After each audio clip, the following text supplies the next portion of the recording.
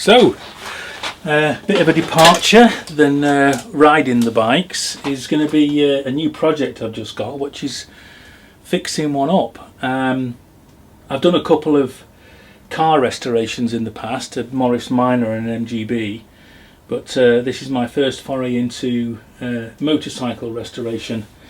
Bought this little peach relatively cheaply from a local garage that imports them from Colorado, allegedly a better environment for bikes.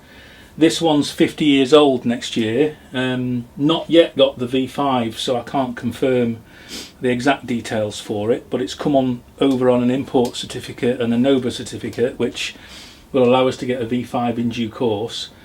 It's what should hopefully be an interesting project. This video is going to be a very quick kind of walk around the vehicle just to see where we're starting from, and from my perspective a good record of where the project began, and just trying to help me to gather what bits are missing and what needs work, which is quite a lot to say the least. So starting at the front end, it was very obvious from the get-go that the dials were pretty well goosed. I'm not even sure these even function.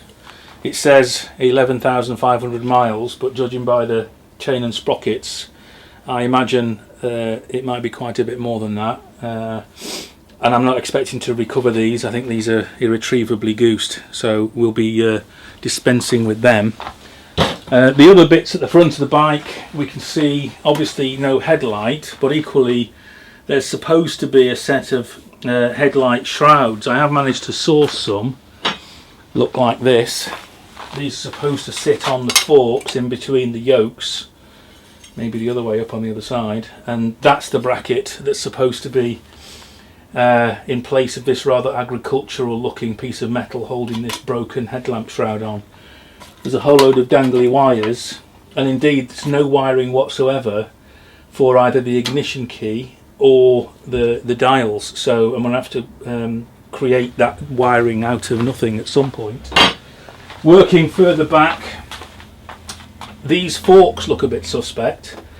They don't, on close inspection, despite the bike being sold as ready to restore, pretty well everything you need is on it. These have got a very different style, almost like an adjuster at the top of the fork, and I think the forks look longer than a standard DT fork. So I'm in contact with the guys that I bought it from, because they break bikes, hoping that they will relent and help me replace these without too much expense. Equally, the fork yokes don't look like they should either. I think these are off a different style of bike. Normally the little the tray that holds on the speedo and the tacho bolts on underneath, and it's just a different style of yoke, so it's not from a DT, and so those both will need replacing as well. Doesn't get any better when you come down here, because this is not the correct front wheel either. I suspect that front wheel may have come off whatever these forks belong to, and whilst it's got no brake cable, which was obvious when I got it, there's no speedo drive in the hub either. So this is the wrong hub, the wrong wheel. It's an alloy rather than a chrome, which is what should be on this bike. So again, all of that stuff, hopefully I should have a bit of a helping hand from the guys that are going to source me some bits to replace that. So there's quite a lot of work on that front end, sorting out the ignition, cabling, the lighting, all of that, and obviously the indicators, as you'd expect on a bike that's been what looks like a field bike. The indicators have been taken off front and rear, so all that lighting circuit will need to be put back on. Coming further back, the news gets a bit better, although the petrol tank has got dents in it at the front here, which are a consequence of these incorrect yokes being fitted, because the bump stops are not employed before the forks smack into the tank. So there's a big dent in both sides of the tank. Where the news does get better is that the frame number and the engine number match. So the real core starting point of the bike is decent, and I guess some of these problems were partly reflected in the price, although I don't think they were anticipating the forks, the wheels and the yokes to be quite as far off what they should have been. Allegedly the engine starts. I haven't actually started it yet. It does turn over on the kickstart, although slightly worryingly it doesn't take that much effort, which makes me think the compression isn't going to be brilliant.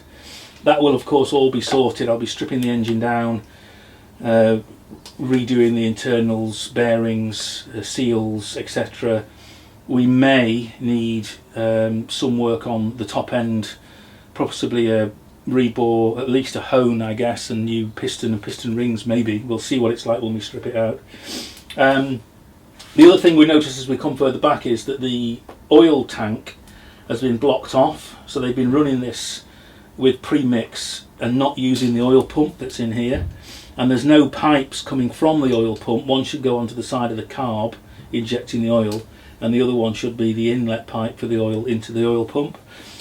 The cable, the throttle cable is in place, and I've had the cover off and had a look, and there is actually an oil pump in there. I've got a service kit for it, so fingers crossed we should be able to get that working. I would like it back as original as possible.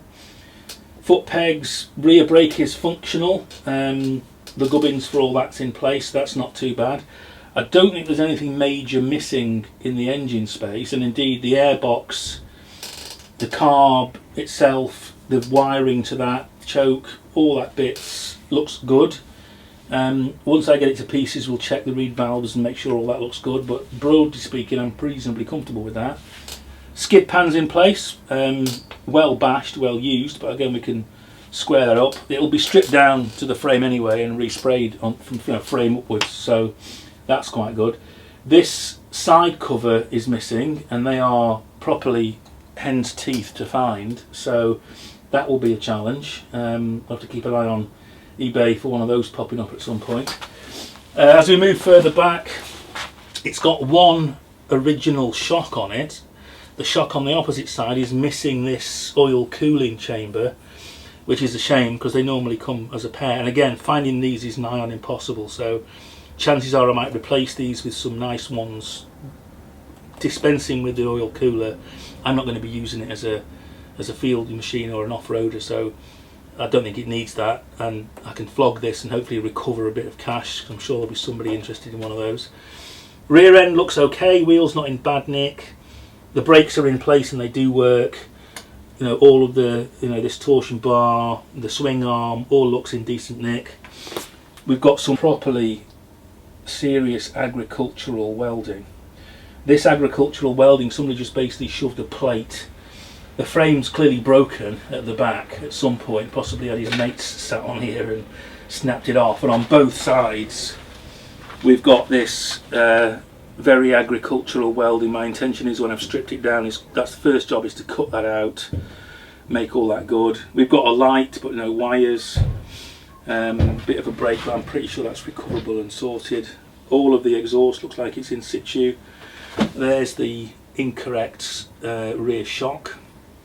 If you look at the state of that sprocket, I mean it's properly shark's teeth that now. Not that I was going to be keeping it anyway, but clearly it's had some welly.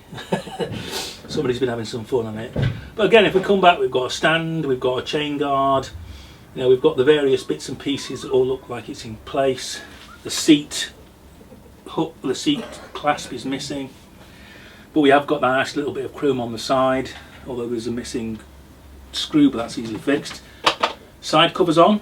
Seat is disastrously bad, but that'll get recovered, refoamed. Got a battery in place. As I say, the airbox and all the bits and pieces that should be there seem to be there. Nothing majorly missing there. And then coming forward, again, this side of the engine, some of the wiring looks a bit dodgy, but that will all get replaced. And all in all, not terrible.